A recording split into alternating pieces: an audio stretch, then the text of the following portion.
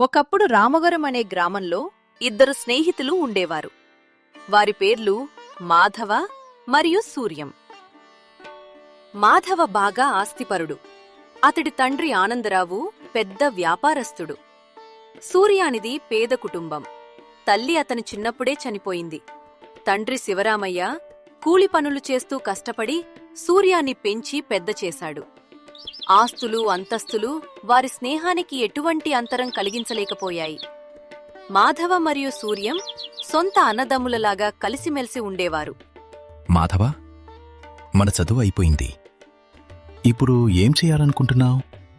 నాకు పై చదువులు చదివే ఆసక్తి లేదు. మా తండ్రిగారి వ్యాపారం చేసుకోవటమే. మరి నీ పరిస్థితి ఏమిటి సూర్యం? పట్నానికి పంపించి పై చదువులు చదివించే ఆర్థిక స్తోమత మా తండ్రికి లేదు. కాయకష్టం చేస్తూ నన్ను చదివించాడు. నాకు ఏ లోటు లేకుండా పెంచాడు. ఏదైనా చిన్న ఉద్యోగం చూసుకుని నా తండ్రిని సుఖపెట్టాలనుకుంటున్నాను. ఆ మాట వినగానే మాధవకు చాలా బాధ అనిపించింది. ఎందుకంటే సూర్యం చదువులో దిట్ట. అతను పట్నం వెళ్లి చదువుకుంటే మంచి ఉద్యోగం వస్తుంది. అప్పటికేమీ మాట్లాడకుండా మౌనంగా ఊరుకున్నాడు. 2 రోజుల తర్వాత సూర్యం వాళ్ళింటికి వెళ్లాడు మాధవ. సూర్యం తండ్రి శివరామయ్య ఎంతో ఆప్యాయంగా మాధవను పలకరించాడు. ఎలా ఉన్నావు మాధవ? మీ తండ్రిగారి వద్ద వ్యాపారంలో మెళుకువలు నేర్చుకుంటున్నావని సూర్యం చెప్పాడు. మీ తండ్రిగారికి కూడా వయసు అయిపోయింది. బాధ్యతలు తీసుకుని భారాన్ని నువ్వే మోయాలి. మరి తప్పకుండా చిన్నయ్య, ప్రస్తుతం అదే పనిలో ఉన్నాను. శివరామయ్యను ప్రేమగా చిన్నయ్య అని పిలుస్తాడు మాధవ. సూర్యం, వచ్చే వారమే నీ ప్రయాణం. పై చదువులకు పట్నం వెళుతున్నావు. అన్ని ఏర్పాట్లు త్వరగా చేసుకో అని మాధవ అనడంతో ఆశ్చర్యపోయాడు సూర్యం. సూర్యం ఏదో చెప్పబోతుంటే అతనిని వారించి మాధవ ఇలా అన్నాడు. నీ వివరాలు అన్నీ కళాశాలకు పంపించాను. నీ వంటి తెలివి కలవాడు వారి కళాశాలలో చదివితే వారికే గర్వకారణం. నీకు వారు వసతి గృహం కూడా ఏర్పాటు చేశారు. పేద విద్యార్థివి కనుక ఎటువంటి రుసుము లేదు. నీకు ఖర్చు ఏమీ ఉండదు. ఏమైనా కావాలంటే నాకు కబురు పంపించు. డబ్బు అడిగి చిన్నయ్యను ఇబ్బంది పెట్టకు. వెళ్ళి శ్రద్ధగా చదువు. చిన్నయ్య బాధ్యత నేను తీసుకుంటాను. ఆయన గురించి బెంగ పెట్టుకోకు. తన తండ్రి అంటే అమితమైన గౌరవం సూర్యానికి. తన చదువు కోసం ఆయన ఎంత కష్టపడ్డాడో, ఎన్నిసార్లు పస్తులున్నాడో తనకు తెలుసు. మాధవ తన తండ్రిని చూసుకుంటానని చెప్పడంతో చదువు కొనసాగించకుండా ఉండటానికి కారణం కనిపించలేదు. వెంటనే ఒప్పుకున్నాడు. వారి స్నేహం, ఇద్దరి మధ్య ఉన్న అనుబంధం చూసి ముచ్చటేసింది శివరామయ్యకు. తర్వాత వారం రోజులకు మాధవకు కృతజ్ఞతలు తెలుపుకొని పట్నం వెళ్ళిపోయాడు సూర్యం. సూర్యం ఊరిలో లేడు కనుక ప్రతిరోజు శివరామయ్యను విచారించుకునేవాడు మాధవ. అతనికేమైనా అవసరాలు ఉంటే కన్న కొడుకులాగా సహాయం చేసేవాడు. ఒకరోజు మాధవ వాళ్ల అత్తయ్య ఇంటికి వచ్చింది. కుశల ప్రశ్నలు అయిన తరువాత భోజనం అనంతరం మాధవ మేనత్త ఇలా అన్నది. అన్నయ్య, త్వరగా మాధవకు నీ మేనకోడలు వసంతకు వివాహం చేస్తే మన బాధ్యత తీరిపోతుంది. మాకు కూడా మాధవ తప్ప వారసులు లేరు. మన ఇద్దరి ఆస్తి వాడిపరం చేసి మనం కృష్ణారామ అనుకోవచ్చు. ఏమంటావు? చిన్నప్పటినుండి మాధవ, వసంత ఒకరినొకరు ఇష్టపడుతున్నారు. వారి వివాహానికి అడ్డేమిటి? వాడి చదువు ఇప్పుడే పూర్తయింది. పై చదువులు చదవటానికి వాడికి ఆసక్తి లేదు. వ్యాపార వ్యవహారాలు చూసుకోవటం ఇప్పుడే మొదలుపెట్టాడు. కొంత అనుభవం గడించని ఆ తర్వాత పెళ్లి చేసేద్దాం అన్నాడు ఆనందరావు. మాధవకు తన మరదలు వసంత అంటే ఎంతో ఇష్టం. పెళ్లి ప్రస్తావన వచ్చినందుకు ఎంతో సంతోషించాడు. వెంటనే విషయాన్ని ఉత్తరం ద్వారా సూర్యానికి తెలియచేశాడు. సూర్యం కూడా ఉత్తరం చదివి ఎంతో సంతోషించాడు. అలా కొన్ని నెలలు గడిచాయి. సూర్యం పట్నం చదువు ముగించి ఇంటికి తిరిగి వచ్చాడు. వచ్చిన వెంటనే తన స్నేహితుణ్ణి కలుసుకున్నాడు. సూర్యం, మంచి చదువు చదివావు. అలాగే మంచి ఉద్యోగం తెచ్చుకుని శివరామయ్యను బాగా చూసుకో. ఇప్పట్నుండి అతనికి ఏ లోటు రానివ్వకు. మిత్రమా, ఇక ఉద్యోగాల వేట మొదలుపెట్టు. పట్నంలో జమీందారు దివాణంలో ఉన్నత ఉద్యోగానికి దరఖాస్తు చెయ్యి. జమీందారు కొలువులో నాకు ఉద్యోగమా? వస్తుందంటావా? అని ఎంతో ఆశ్చర్యంతో అడిగాడు సూర్యం. నీ వంటి తెలివి కలవాడికి ఖచ్చితంగా దొరుకుతుంది. మంచి చదువు చదివావు, ఎంతో నైపుణ్యం ఉంది. నా మాట విని వెంటనే దరఖాస్తు చెయ్యి అని బలవంత పెట్టాడు మాధవ. మాధవ నమ్మకంగా చెప్పడంతో వెంటనే ఉద్యోగానికి దరఖాస్తు చేశాడు సూర్యం. కొన్ని రోజుల తర్వాత ఉద్యోగంలో చేరమని జమీందారు కొలువు నుండి నియామక పత్రం వచ్చింది సూర్యానికి. ఊహించని అదృష్టానికి పొంగిపోయాడు సూర్యం. మాధవా, నీ ప్రోత్సాహం వల్లనే ఈరోజు నాకు జమీందారు కచేరీలో ఉద్యోగం దొరికింది. నువ్వు నా మీద ఉంచిన నమ్మకం వమ్ము కాలేదు. నాకు ఇటువంటి మంచి జీవితం ఉంటుందని నేను కలలో కూడా అనుకోలేదు. ఎంతో సంతోషంగా అన్నాడు సూర్యం. స్నేహితుణ్ణి మనస్ఫూర్తిగా అభినందించాడు మాధవ. నియామక పత్రంలో ఇచ్చిన తేదీకి వెళ్లి కొలువులో చేరాడు సూర్యం. తండ్రిని కూడా తన వెంట తీసుకుని వెళ్లాడు. స్నేహితుణ్ణి చూడటానికి మాత్రం ప్రతి నెలా 1-2 రోజులు వచ్చి వెళ్లేవాడు. తరువాత కొన్ని రోజులకు సూర్యానికి ఒక మంచి సంబంధం తీసుకువచ్చాడు మధ్యవర్తి. ఆ మధ్యవర్తి పేరు రామభద్రయ్య. ఆ అమ్మాయి పేరు సులోచన. మాధవ ఎంతో సంతోషించాడు. పెద్దరికం వహించి సూర్యం మరియు సులోచనల వివాహం దగ్గరుండి జరిపించాడు ఆనందరావు. చేతి నిండా జీతం, పైగా అత్తింటివారు పెళ్లి సమయంలో భారీగానే ముట్టచెప్పారు. ఒక పెద్ద ఇల్లు తీసుకున్నాడు సూర్యం. అతని జీవితం హాయిగా గడిచిపోతుంది. సంఘంలో సూర్యం పరపతి కూడా పెరిగింది. ఈనాటి తన ఈ జీవితానికి తన కష్టం, తన నైపుణ్యమే కారణం అనే గర్వం కూడా పెరిగింది సూర్యానికి. రోజులు ఎప్పుడూ ఒకేలా ఉండవు. దురదృష్టవశాత్తు ఆనందరావు కొత్తగా ప్రారంభించిన పెద్ద వ్యాపారం కుప్పకూలిపోయింది. ఆ కొత్త వ్యాపారానికి పెట్టుబడి కోసం ఎంతో ధనం అప్పు తీసుకున్నాడు. ఆ అప్పు తీర్చటానికి తమకు ఉన్న ఆస్తులు అన్నీ అమ్మవలసి వచ్చింది. ఆ కుటుంబం ఒక్కసారిగా ఆర్థికంగా చితికిపోయారు. అప్పు తీర్చటంలో భాగంగా ఆనందరావు తన ఇల్లులను గోపాలం అనే వ్యాపారస్తుడికి స్వాధీనం చేశాడు. కాని గోపాలం ఆనందరావు మీద ఉన్న గౌరవంతో ఇలా అన్నాడు. ఆనందరావు గారు, మీరు ఒకప్పుడు నాకు సహాయం చేశారు. మీరు ఇదే ఇంట్లో నిరభ్యంతరంగా ఉండొచ్చు. మీరు మళ్ళీ నిలదొక్కున్న తర్వాత మళ్ళీ ఇంటిని మీరే కొనుక్కోండి. నా వ్యాపారం కూడా అంతగా లాభసాటిగా జరగటం లేదు కనుక నేను ఇంతకన్నా ఎక్కువ సహాయం చేయలేను. మీకు మంచి రోజులు రావాలని ఆ భగవంతుణ్ణి కోరుకుంటున్నాను. ఆ ఇల్లిప్పుడు తమది కాకపోయినా గోపాలం మంచితనం వలన కనీసం ఇంత ఆశ్రయం దొరికింది. గోపాలానికి కృతజ్ఞతలు తెలుపుకున్నారు ఆనందరావు మరియు మాధవ. ఆనందరావు వద్ద సెలవు తీసుకుని అక్కడి నుండి వెళ్లిపోయాడు గోపాలం. మాధవ, మన వద్ద ప్రస్తుతం చిల్లిగవ్వ కూడా లేదు. ఆస్తి మొత్తం హరించుకుపోయింది. నేను నీకెంతో అన్యాయం చేశాను. దురాశకు పోయి అనుభవం లేని పెద్ద వ్యాపారం మొదలుపెట్టి నిండా మునిగిపోయాను. నిన్ను డబ్బు లేనివాణ్ణి చేశాను. మళ్లీ వ్యాపారం మొదలుపెట్టి డబ్బు సంపాదించగలనన్న నమ్మకం నాకుంది. కానీ మనకు కావలసిన పెట్టుబడి మాత్రం లేదు. ఎంతో బాధగా అన్నాడు ఆనందరావు. నాన్నగారు, మీరు ఎక్కువ ఆలోచించకండి. నేను ఎలాగోలా పెట్టుబడి ఏర్పాటు చేస్తాను. మనం తిరిగి వ్యాపారం మొదలు పెడదాం. అంతవరకు విశ్రాంతి తీసుకోండి అని తండ్రికి నచ్చచెప్పాడు మాధవ. తండ్రి కళ్ళలో నీరు చూసి ఎంతగానో నొచ్చుకున్నాడు. బాబుగారు, నేను పెద్దయ్య గారిని కనిపెట్టుకుని ఉంటాను. మీ పనిలో మీరు ఉండండి అని దేవయ్య ధైర్యం చెప్పాడు. దేవయ్య వారింట్లో ఎన్నో సంవత్సరాల నుండి పనిచేస్తున్నాడు బాబుగారు, మీకుత్తరం వచ్చింది అని అంటూ అక్కడికి వచ్చింది సీత. సీత దేవయ్య కూతురు. ఆనందరావన్నయ్యకు నమస్కారం. అంతా క్షేమమని భావిస్తాను. మేము అనుకోని పరిస్థితుల వలన నీ మేనకోడలు వసంతకు వేరే సంబంధం నిశ్చయించాము. ఏమీ అనుకోవద్దు. ఇట్లు మీ చెల్లెలు.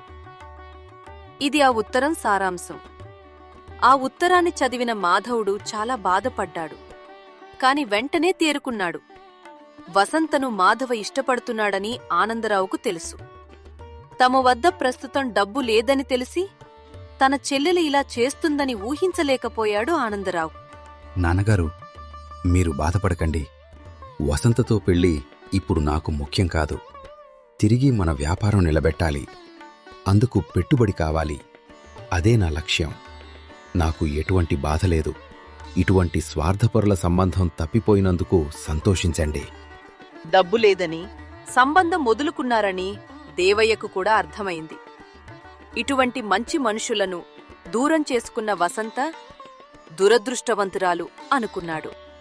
అయ్యా, మీ ఇంట్లో ఎన్నో సంవత్సరాల నుండి పనిచేస్తున్నాను. నన్ను ఎప్పుడూ ఒక పనివాడిలా చూడలేదు. ఒక మాట చెప్తాను, తప్పైతే క్షమించండి. మీకు ఇప్పుడు కష్టకాలం వచ్చింది. ప్రస్తుతానికి నా వద్ద 5,000 వరహాలున్నాయి. అవి తీసుకుని వ్యాపారం ప్రారంభించండి. నిదానంగా నా బాకీ తీర్చివేయవచ్చు. కళ్లలో నీళ్లు తిరిగాయి మాధవకు. ఆ డబ్బు అతని కూతురు సీత పెళ్లి కోసం దాచుకున్న డబ్బు అని మాధవకు తెలుసు. ఆనందరావు ఆప్యాయంగా దేవయ్య వైపు చూశాడు. దేవయ్య, చాలా సంతోషం. అయిన వాళ్లే డబ్బుకు విలువ ఇచ్చి బంధాలను దూరం చేసుకుంటుంటే నేను ఉన్నానని మాకు ధైర్యమిచ్చావు. చాలా కృతజ్ఞుడను. ఎలాగైనా నేనే పెట్టుబడి తెస్తాను. సూర్యాన్ని కూడా అడుగుతాను. కుదరకపోతే ఏదైనా ఉద్యోగం తెచ్చుకుని పెట్టుబడికి డబ్బు దాస్తాను. నువ్వు నాన్నగారిని కనిపెట్టుకుని ఉండు. ఇక ఆలస్యం చేయక తన స్నేహితుడి వద్దకు బయలుదేరాడు మాధవ. ఎవరి వద్ద చేయి చాచే మనస్తత్వం కాదు మాధవది. కాని తన ప్రాణమిత్రుడిని అడగటానికి ఎటువంటి అహం అడ్డురాలేదు. సూర్యాన్ని తన తోడబుట్టినవాడిలాగానే భావించాడు. తన ఇంటికి వచ్చిన మిత్రుడిని ఆప్యాయంగా పలుకరించాడు సూర్యం. మీకు వ్యాపారంలో చాలా నష్టం వచ్చిందని తెలిసింది. చాలా బాధగా ఉంది మాధవా. సూర్యం, ఇప్పుడు నేను మళ్ళీ వ్యాపారం ప్రారంభించబోతున్నాను. అందుకు కొంత పెట్టుబడి కావాలి. 50,000 వరహాలు నువ్వు ఏర్పాటు చేయగలిగితే వ్యాపారం పుంజుకున్న తరువాత వడ్డీతో కలిపి నీ డబ్బు నీకిస్తాను. తప్పకుండా మాధవా. నీకు కావలసిన పైకం ఎలాగోలా సాయంత్రంలోపు ఏర్పాటు చేస్తాను అని మాట ఇచ్చాడు సూర్యం. వ్యాపార విషయాలను మాట్లాడడానికి ఎవరినో కలవటానికి వెళ్ళిపోయాడు మాధవ. సాయంత్రం వస్తానని చెప్పి మరీ వెళ్ళాడు. మాధవుడు వెళ్ళిపోగానే సులోచన ఇలా అన్నది. మీరు మాధవ్కు డబ్బు ఇవ్వటానికి వీల్లేదు. మా తమ్ముడి వ్యాపారానికి సహాయం చేస్తానని మాటిచ్చారు కదా. డబ్బు ఈ విధంగా వృధా కానివ్వను. ఇలా దారినపోయే వాళ్లకు సహాయం ఎలా చేస్తాం? కాదు కూడదంటే నేను ఏ నుయ్యో చూసుకోవాల్సొస్తుంది అని బెదిరించింది సులోచన. మీ తమ్ముడికే కాదు, నా స్నేహితుడికి సహాయం చేయటానికి కూడా మన వద్ద డబ్బుంది కదా. మాధవ ఎలాగోలా అప్పు తీరుస్తాడు. అతనికి సహాయం చేస్తే తప్పేముంది? అల్లుడుగారు, మీరు కొంచెం లౌక్యం నేర్చుకోవాలి. ఇలా అందరికీ దానం చేస్తూ పోతే భవిష్యత్లో మీరు చాలా బాధపడవలసి వస్తుంది. ముందు కుటుంబం, తర్వాతే ఎవరైనా. అమ్మాయి మాట విని అతనికి సహాయం చేసే ఆలోచన మానుకోండి. గట్టిగా చెప్పింది సులోచన తల్లి లక్ష్మమ్మ. సూర్యానికి ఏమీ పాలుపోలేదు. తన స్నేహితుడికి సహాయం చేయలేకపోతున్నాననే బాధ ఉన్నా తన భార్య మాట కాదనే ధైర్యం లేకపోవటంతో చేతకానివాడిలా మౌనంగా ఉండిపోయాడు. ఎక్కువ ఆలోచించకండి, నేను చెప్పినట్టు చేయండి. ఆ రోజు సాయంత్రం మాధవ తిరిగి సూర్యం ఇంటికి వచ్చాడు. ఆ సమయానికి సులోచన పథకం ప్రకారం సూర్యం ఇంటిలో లేడు. బయటికి ఎక్కడికో పోయాడు. రండి అన్నయ్య గారు, ఇంటి లోపలికి వెళదాం రండి. ఆయన ఇప్పటిదాకా మీకోసం వేచి ఉండి ఇప్పుడే ఏదో ఒక ముఖ్యమైన పని మీద బయటికి వెళ్లారు. ఎంతో మర్యాద నటిస్తూ మాధవను ఆహ్వానించింది సులోచన. అయ్యో, అలాగా? సరే అమ్మా, నేను తర్వాత, లేదంటే రేపు ఉదయం వస్తాను. అన్నయ్య, ఒక ముఖ్య విషయం. మీరు ఆయనను కొంత ధనం అప్పుగా కావాలని అడిగారు కదా. మీకోసం ఎంతో ప్రయత్నించినా ప్రస్తుతానికి ధనం సర్దుబాటు కాలేదని చెప్పమన్నారు. క్షమాపణలు కూడా చెప్పామన్నారు. అవును బాబూ, నీకు సహాయం చేయలేకపోయానని ఎంతో బాధపడ్డాడు మా అల్లుడు అన్నది సులోచన తల్లి లక్ష్మమ్మ. మాధవ ఇంకేం మాట్లాడలేకపోయాడు. అతని ఆశలన్నీ అడియాసలయ్యాయి. సూర్యం వద్ద పుష్కలంగా డబ్బు ఉన్నదని తనకు తెలుసు. కాని అతనికి ఎటువంటి ఇబ్బందులు ఉన్నాయో ఏమో. తనకు సహాయం చేయలేకపోయినందుకు సూర్యం ఎంతగా బాధపడుతున్నాడో ఏమో. ఇలా అమాయకంగా అనుకుంటున్నాడు మాధవ. అన్నయ్య గారు, మీరు దయచేసి భోజనం చేసి వెళ్ళండి, లేదంటే ఆయన మనసు బాధపడుతుంది. పర్వాలేదమ్మా, నాకు కొన్ని వేరే పనులున్నాయి. వీలు చూసుకుని ఇంకోసారి వస్తాను. అని ఆమెకు నమస్కరించి బయటకు వచ్చాడు. హమ్మయ్య, ధనమిచ్చే బాధ తప్పింది అని సంతోషపడ్డారు సులోచన, ఆమె తల్లి. తరువాత కొంతసేపటికి ఇంటికి తిరిగి వచ్చాడు సూర్యం. తాము మాధవను పంపించి ధనం చేజారకుండా చేశామని అదో పెద్ద ఘనకార్యంగా సంబరంతో చెప్పింది సులోచన. ఆమెకు వంతపాడింది లక్ష్మమ్మ. సూర్యం చేతకానివాడిలా వారి మాటలు విన్నాడు. అతనిలో కొంత అపరాధ భావం ఉంది. కాని భార్యను కాదని ఏమీ చేయలేని పరిస్థితి. భార్య చేతిలో కీలుబొమ్మ. ఇదంతా మౌనంగా చూస్తూ ఉన్నాడు శివరామయ్య. మాధవ విషయంలో తన కుటుంబ సభ్యుల ప్రవర్తన చాలా దారుణంగా ఉంది. తన కళ్ళెదురుగా జరుగుతున్న అన్యాయాన్ని సహించలేకపోయాడు. నాయనా సూర్యం, నేను మన ఊరు రామవరం వెడదామనుకుంటున్నాను. నాకు కొంచెం బాడుగ బండి ఏర్పాటు చేయగలవా? అదేమిటి నాన్నా, రామవరానికి అకస్మాత్తుగా నీ ప్రయాణమెందుకు? అంత అవసరమేమొచ్చింది? అంతలో అక్కడికి సూర్యం వివాహం చేసిన మధ్యవర్తి రామభద్రయ్య కూడా వచ్చాడు. మాధవ మరియు సూర్యం కుటుంబాలకు రామభద్రయ్య ఆప్తుడు. అతను దారిలో మాధవను కలిశాడు. జరిగినదంతా అతనికి అర్థమైంది. అందుకే వెంటనే సూర్యం ఇంటికి వచ్చాడు. చాలా మంచి నిర్ణయం శివరామయ్య. ఏమోయ్ సూర్యం, నీ పంట పండిందోయ్. ఏమిటండి రాంభద్రయ్య గారు, మీ మాటలకు అర్థం ఏమిటి? మీ తండ్రి శివరామయ్య మీ ఇంట్లో లేకపోతే ఆ ఖర్చులు నీకు మిగులుతాయి కదా. మరి నువ్వు అదృష్టవంతుడివే కదా. ఆ డబ్బు మీ ఆవిడకు బంగారం కొనడానికో మీ బావమరిది ఖర్చులకో అక్కడికి వస్తాయి. ఇది సంతోషించవలసిన విషయమే కదా. రాంభద్రయ్య గారు, మీరు హద్దుల మీరి మాట్లాడుతున్నారు. అయినా ఇది మా స్వవిషయం. మీరు కల్పించుకోవలసిన అవసరం లేదు. రామభద్రయ్య గారి మీద కోపగించుకోవటం ఎందుకు? ఉన్నమాటేగా ఆయన అన్నది. నేనిక్కడ ఒక్క క్షణం కూడా ఉండలేను. నీ ఇంటి భోజనం చేస్తే మహాపాతకాలు చుట్టుకుంటాయి.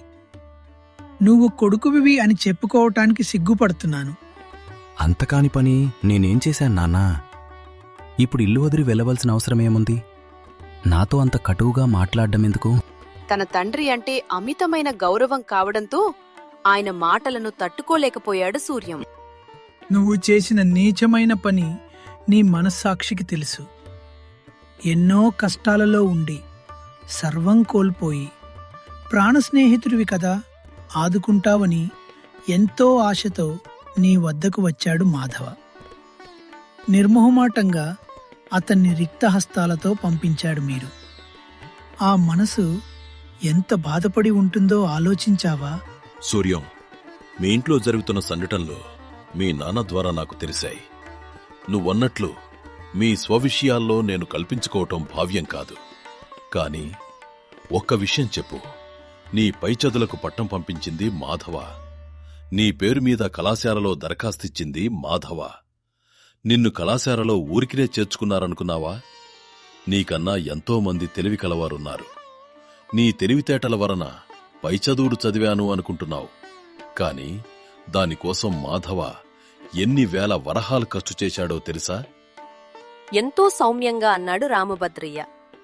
తన తెలివితేటలతో ఉచితంగా కళాశాలలో ప్రవేశం లభించిందని ఇప్పటివరకు ఎంతో గర్వంగా చెప్పుకునేవాడు సూర్యం. కాని దానికోసం మాధవ ఎంతో డబ్బు ఖర్చు చేశాడని తెలియదు. రామభద్రయ్య చెప్పిన విషయం విని ఆశ్చర్యపోయాడు సూర్యం. చూడు సూర్యం, జమీందారు కొలువులో నీకు ఉద్యోగం ఇప్పించటానికి 1 వారం రోజులు పట్నంలో మకాం పెట్టి ఎన్నో వేల వరహాలు లంచం పెట్టి నీకు సహాయం చేశాడు మాధవ. మాధవ తండ్రి ఆనందరావు గారు నీ ఉద్యోగం కోసం తన పరిచయస్తుల సహాయం తీసుకున్నాడు. జమీందారు కొలువులో ఉద్యోగం నీ ప్రతిభ అని నువ్వనుకుంటే అది నీ మూర్ఖత్వం. నీ చదువు, నీ ఉద్యోగం ఆ కుటుంబం పెట్టిన భిక్ష. ఇవన్నీ నీకు చెప్పవద్దని మాధవ మాట తీసుకున్నాడు. ఎందుకంటే ఒకరి సహాయంతో ఎదిగేవు అనే భావన నీ ఆత్మస్థైర్యాన్ని తగ్గించవచ్చు. అది మాధవకు ఇష్టం లేదు. తన తండ్రి మాటలు విని అవాక్కయ్యాడు సూర్యం. ఇన్ని రోజులు తన నైపుణ్యాలతో ఎంతో పెద్ద ఉద్యోగం తెచ్చుకున్నానని గొప్పలు చెప్పుకునేవాడు. కాని అది తన స్నేహితుడి దయ అని తెలియడంతో నోటిమాట రాలేదు. అమ్మా లక్ష్మమ్మ, సూర్యంతో మీ అమ్మాయి పెళ్లికి మధ్యవర్తిని నేనే కదా. సంబంధం తీసుకొచ్చినప్పుడు తమరు ఏమన్నారో గుర్తుందా? ఒక కూలి పని చేసుకునేవాడి కొడుకుకు నా కూతుర్ని ఇవ్వడం మా అంతస్తుకు తగదు అనే కదా తమరు సెలవిచ్చారు. అప్పుడు ఆనందరావు గారు ఈ సంబంధం కలవటానికి ఆయన స్థాయిని తగ్గించుకుని మిమ్ముల్ని ఎంతగా బ్రతిమిలాడారో మరిచిపోయారా? ఒక గొప్ప ఇంటికి సూర్యం అల్లుడు కావాలని మాధవ ఎంతగా తాపత్రయపడ్డాడో మీకు తెలియదా? మీ పెద్దరికం ఏమైంది? వారి స్నేహానికి మీరిచ్చే విలువ ఇంతేనా? అంటూ పదునైన మాటలతో అడిగాడు రామభద్రయ్య. సమాధానం చెప్పలేక మౌనంగా ఉండిపోయింది లక్ష్మమ్మ. చూసావురా సూర్యం, నీకొక పెద్దింటి సంబంధం రావడం కూడా నీ మిత్రుడి చలువే. నీకు లక్షల కట్నం ముట్టి ఇప్పుడు లక్షాధికారివయ్యావు. మాధవ లేకపోతే నీ బ్రతుకు శూన్యం. అందుకే నేను నీ ఇంట్లో ఉండదలుచుకోలేదు. కష్టమో సుఖమో నేను మాధవతోనే ఉంటాను. అతనికి నా చేతనైనంత సహాయం చేస్తాను. నాకున్న 2 ఎకరాలు అమ్మి మాధవ్కిస్తాను. నువ్వు మాత్రం తిరిగి రామవరం రాకు. నీ నీడ కూడా మాపై పడడానికి వీల్లేదు అని అక్కడ నుండి రామభద్రయ్యతో కలిసి వెళ్ళిపోయాడు. సూర్యానికి తల తిరిగిపోయింది. తన జీవితంలో ప్రతి ఎదుగుదల వెనుక మాధవ ఉన్నాడు. తన అభివృద్ధి మెట్లలో ప్రతి మెట్టు వెనుక మాధవ, డబ్బు, శ్రమ ఉన్నాయి. 2 నిమిషాలు ఏమీ మాట్లాడకుండా మౌనంగా ఉండిపోయాడు. సులోచన, మన వద్ద ఎంత డబ్బుంటే అంతా ఒక సంచిలో వేసి తీసుకురా. ఏమండి, మీరు తొందరపడుతున్నారేమో అనిపిస్తోంది. కొంచెం ఆలోచించండి. ఎవరో ఏదో చెప్పారని. చూడు సులోచన, నేను చాలా తప్పు చేశాను. నేను ఎక్కువగా మాట్లాడదలుచుకోలేదు. స్త్రీలంటే నాకు గౌరవం. ఆ గౌరవం నిలుపుకుని మారు మాట్లాడక డబ్బు తీసుకురా. ఈ అపరాధ భావనను భరించే శక్తి నాకు లేదు. నా బాధ కోపంగా మారకముందే నేను చెప్పిన పని చెయ్యి. నా ఓపికను పరీక్షించవద్దు. లేదంటే నువ్వు మీ అమ్మగారు కలిసి మీ ఊరికి వెళ్ళిపోవచ్చు. రెండో మాటకు తావులేదు. అత్తగారు, మీరు పెద్దవారు. విచక్షణతో ఆలోచించి సులోచనకు బుద్ధి చెప్పండి. అంతేకాని లేనిపోనివి నూరిపోయకండి. ఇటువంటి పరిస్థితుల్లో మనం మారకపోతే అది మానవ జన్మ అనిపించుకోదు. తన అల్లుడి మాటలు శూలాల్లా తగిలాయి లక్ష్మమ్మకు. వెంటనే తన తప్పు తెలుసుకున్నది. సులోచన, అబ్బాయి చెప్పింది నిజమే. సూర్యం మాధవకు ఎంతో రుణపడి ఉన్నాడు. ఆ రుణంలో మనం కూడా భాగస్థులమే. సూర్యం చెప్పినట్టు చెయ్యి. ఇక అనవసరమైన ఆలోచనలు మానుకో అని అన్నది లక్ష్మమ్మ. మాధవ వ్యాపారానికి కావలసిన రుణమంతా ఏర్పాటు చేశాడు సూర్యం. అనతి కాలంలోనే మాధవ వ్యాపారం వృద్ధిలోకి వచ్చింది. తన స్నేహితుడి రుణం మొత్తం తీర్చేశాడు మాధవ. తనకు కష్టాలలో తోడు నిలిచిన దేవయ్య కూతురు సీతను పెళ్లి చేసుకున్నాడు మాధవ. స్నేహితులిద్దరూ 10 మందికి సహాయం చేస్తూ హాయిగా జీవించారు.